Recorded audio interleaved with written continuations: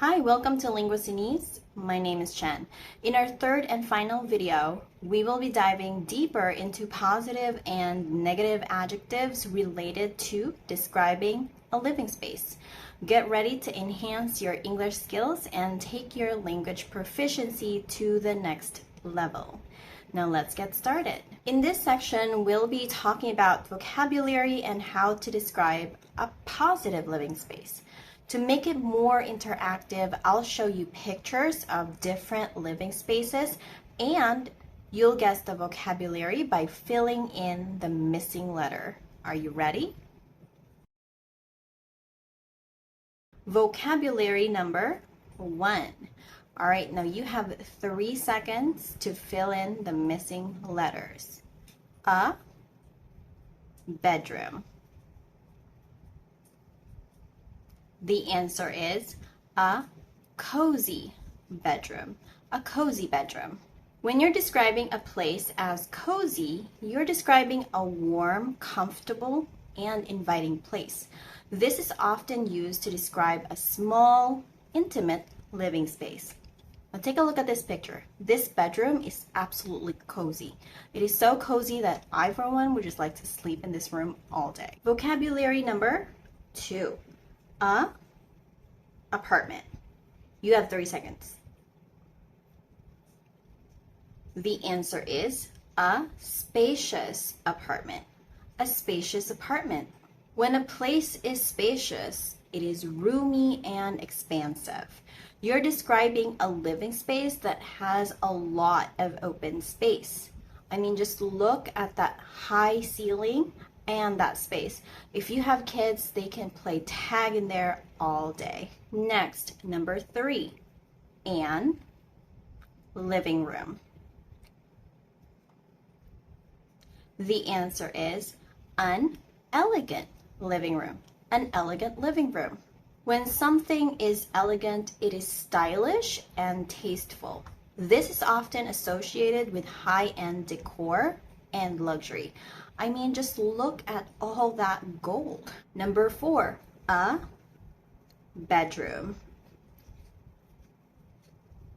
The answer is a modern bedroom. A modern bedroom. Modern is contemporary and up to date. This is often used to describe a living space with clean lines and minimalist design. Now this is a spacious bedroom with a modern look. Number 5, an bathroom. The answer is an immaculate bathroom. An immaculate bathroom. When something is immaculate, you're describing something that is perfectly clean and well maintained. It is used to describe a living space that is spotless. Now look at this bathroom. It is immaculate. Your bathroom is immaculate. Number 6, an pantry. The answer is an organized pantry. An organized pantry. When something is organized, it is structured and efficient. It is often used to describe a living space that is arranged in a logical and practical way. Just look at that. Everything is organized in jars so you can easily find what you're looking for. Vocabulary number 7. What's this? House. The answer is a run-of-the-mill house. A run-of-the-mill house. It means ordinary and unremarkable. It is used to describe a living space that is average and not particularly special. Now let's practice using these vocabulary words in a dialogue. My line is red and your line is yellow. This exercise is great if you want to practice speaking in English. Now let's start.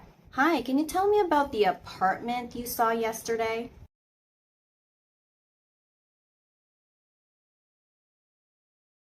Oh, that sounds great. What about the size?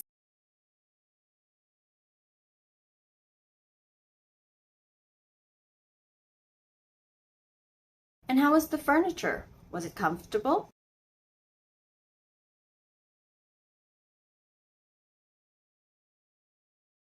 Sounds nice. Did it have any elegant features?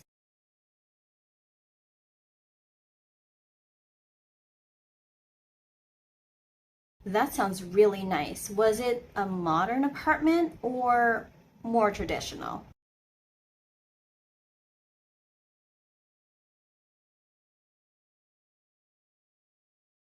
Wow, sounds like it was really clean. Was it tidy?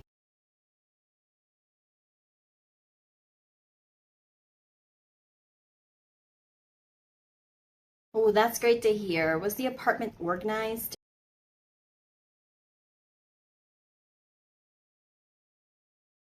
That sounds perfect. So it wasn't just a run-off-the-mill apartment then.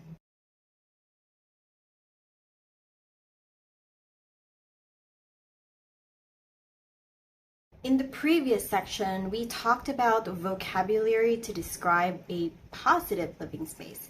Now let's move on to the opposite. In this section, we'll be discussing words and phrases to describe a negative living space. It is important to be able to identify and communicate what we don't like in a living space so that we can work to improve it. Let's get started. Vocabulary number 1. So this is similar to what we did earlier. You have 3 seconds to fill in the missing letters. Apartment. The answer is a cramped apartment. A cramped apartment. When you say cramped, there's not enough space to move around. So as you can see, the kitchen and the dining room are in one small area. So it's pretty cramped and difficult to move around. Number 2, a bedroom. The answer is a messy bedroom. A messy bedroom. Messy is cluttered and disorganized with too many things. Like in this picture, someone please help this teenager clean his room. His clothes are strewn all over the floor and his desk is very disorganized. Number 3, a yard. The answer is a neglected yard. A neglected yard. When something is neglected, is not taken care of, ignored, and left to deteriorate. As you can see, this yard is overgrown with weeds, dead plants, and litter. Additionally, there are broken or rusted equipment scattered around. Next, let's talk about vocabulary and phrases to talk about a dirty house. 1. There are clothes all over the floor. The answer is there are clothes strewn all over the floor. Strewn. The phrase there are clothes strewn all over the floor means that there are clothes scattered or thrown carelessly all over the floor. It suggests a messy or untidy living space. Next, there's food all over the microwave. The answer is there's food splattered all over the microwave. Splattered. The sentence there's food splattered all over the microwave means that there are food stains or marks scattered on the surface of the microwave, which could indicate that it hasn't been cleaned recently or properly. The word splattered suggests that the food was likely heated up in the microwave and then exploded or spilled out of its container, causing the mess. Number 3, there are all over the table. The answer is there are crumbs all over the table. The sentence there are crumbs all over the table means that there are small pieces of food or crumbs scattered and covering the surface of the table, making it messy or dirty. Number 4, there's of grease around the stove. The answer is there's a film of grease around the stove. The phrase there's a film of grease around the stove means that there is a layer of grease or oil coating the surface surrounding the stove. It implies that the stove hasn't been cleaned for a while and may be dirty or greasy. Next, there are dirty dishes in the sink. There are dirty dishes sitting in the sink. Clearly, I don't want this to happen. So what I do is I wash the dishes as I'm cooking, so there will be less dishes to do after having our dinner. Multitasking at its finest. There are dirty dishes sitting in the sink means that there are dishes which have not been washed or cleaned and are currently sitting in the sink. This can make the kitchen look untidy and unclean. Now let's practice using these vocabulary words in a dialogue. My line is red and your line is yellow.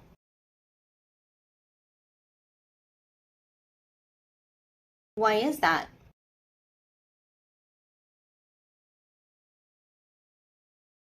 I see. Well, I can assure you that we can have it cleaned and updated before you move in.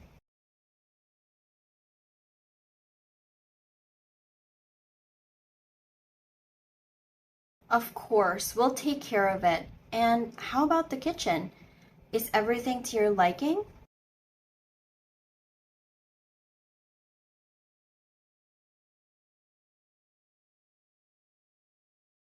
I understand. We'll make sure to have everything cleaned and sanitized. Thank you for bringing these issues to our attention. Now we're moving on to the final section of this video, where we'll be discussing some useful adjectives to describe the design of the house. Again, I'll show you pictures of different design styles and you'll guess the vocabulary by filling in the missing letter. Let's go. Number 1. The answer is contemporary, or we can also say modern. Now, this style is focused on simplicity and clean lines, often with a neutral color palette. It can feel futuristic and sleek. Number 2. The answer is minimalist. Minimalist. Now, this design style is all about minimalism and simplicity, with a focus on functionality and organization. It often involves a lot of white space and a limited color palette. Number 3, what do you call this design? The answer is whimsical. Whimsical. This style is playful and imaginative, often featuring bright colors and unexpected elements. It can feel like a fairy tale or a fantasy world. Next, what do you call this design? The answer is chic. Chic. Chic design is stylish and sophisticated, often with a focus on high-end materials and a neutral color palette. It can feel luxurious and elegant. Finally, what do you call this design? The answer is Victorian. Victorian. This design style is inspired by the Victorian era, which was known for ornate details, rich colors, and intricate patterns. It can feel romantic and historic. Now, which design style is your favorite? I simply adore the combination of contemporary and minimalist design. And that is it for today. Thank you so much for learning English with me. If you found this video useful, then hit that like button and subscribe to my channel. That will help me out a lot. And don't forget to connect with me on my other social media accounts. I have my private Facebook group and my Instagram. And as always, thank you so much for learning with me, and I'll see you in the next video.